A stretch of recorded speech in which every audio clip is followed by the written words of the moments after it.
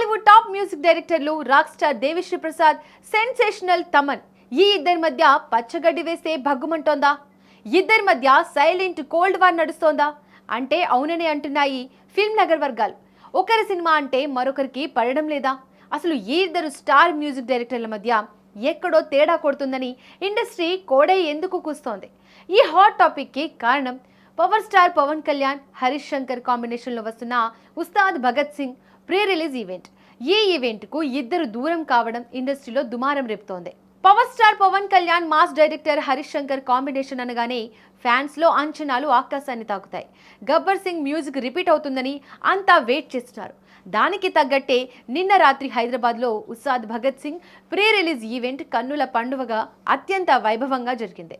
Pawan aggressive స్పీచ్తో fans పూనకాలు తెచ్చుకున్నారు. అంతా బాగానే ఉంది, కానీ ఈ గ్రాండ్ ఈవెంట్లో ఇద్దరు ముఖ్యమైన వ్యక్తులు కనిపించకపోవడం అందరినీ ఆశ్చర్యపరిచింది. వారే ఈ సినిమాకు ప్రాణం పోసిన మ్యూజిక్ డైరెక్టర్స్ దేవిశ్రీ ప్రసాద్ మరియు తమన్. సాధారణంగా తమ సినిమాల ఈవెంట్స్ అనగానే స్టేజ్ మీద ఎనర్జెటిక్ లైవ్ పర్ఫార్మెన్స్లతో అదరగొట్టే ఈ ఇద్దరు ఎంత పెద్ద ఈవెంట్కు రాకపోవడం ఇప్పుడు ఇండస్ట్రీలో హాట్ టాపిక్గా మారింది.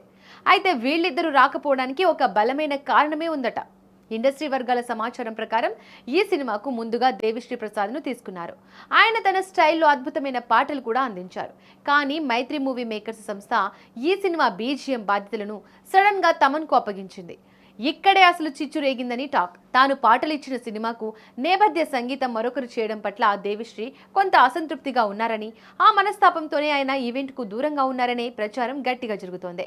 ఇక మరోవైపు నేను బీజిఎం మాత్రమే చేశాను, ఫుల్ మ్యూజిక్ డైరెక్టర్ నేను కానప్పుడు ఆ వేడుకకు వెళ్లడం ఎందుకని తమన్ కూడా కన్విన్స్ అయ్యి సైలెంట్గా స్కిప్ చేశారని ఇన్సైడ్ టాక్ నడుస్తోంది. ఏది ఏమైనా పవన్ కళ్యాణ్ లాంటి స్టార్ హీరో సినిమాకు ఇద్దరు టాప్ మ్యూజిక్ డైరెక్టర్లు పనిచేయడం ఎప్పుడూ ఆసక్తికరమే. ఇద్దరి కాంబోలో సినిమా సౌండ్ అదిరిపోవడం ఖాయం. కానీ ఇలా క్రెడిట్స్ విషయంలో ఇద్దరి మధ్య గ్యాప్ రావడం, ఈవెంట్ కు ఇద్దరు డుమ్మా కొట్టడం మాత్రం చర్చనీయాంశంగా మారింది. మరి ఈ దేవిశ్రీ ప్రసాద్ తమన్ ఎపిసోడ్ ఎటువైపు వెళ్తుందో చూడాలి.